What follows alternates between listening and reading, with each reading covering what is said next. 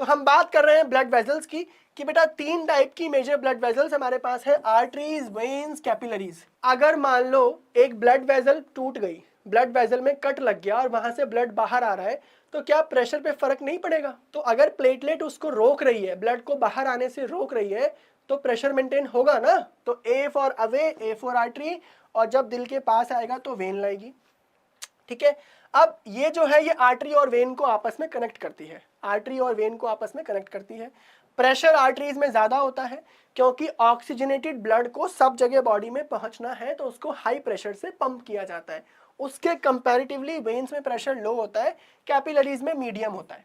ठीक है, ऑक्सीजन की अगर मैं बात करूं बेटा, तो आर्टरी के अंदर ऑक्सीजनेटेड ब्लड ट्रेवल करता है, वेन्स में डीऑक्सीजनेटेड ब्लड ट्रेवल करता है, एंड कैपिलरीज में दोनों ही ट्रेवल करेंगे क्योंकि इंटरलिंकिंग है आर्टरीज और वेन्स की। वाल्व्स आर्टरी में और कैपिलरी में नहीं होते, वेन्स में प्रेजेंट होते हैं, ताकि जो खून एक बारी ऊपर की ओर बढ़ गया दिल तक पहुंचने के लिए, वो वापस से पुल बैक ना हो जाए, उसको रोकने के लिए एंट्री ब्लॉक। कौन ब्लॉक करता है? Valve.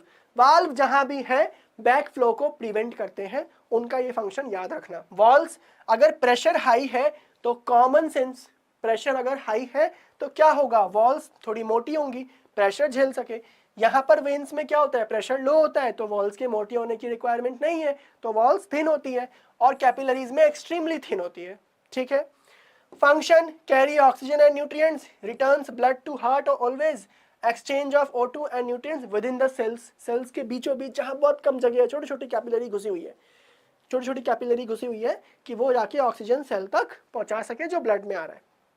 Distribute blood pumped by the heart, carry CO2 and other waste, picks up CO2 and waste from the cell, gives to the vein, and vein further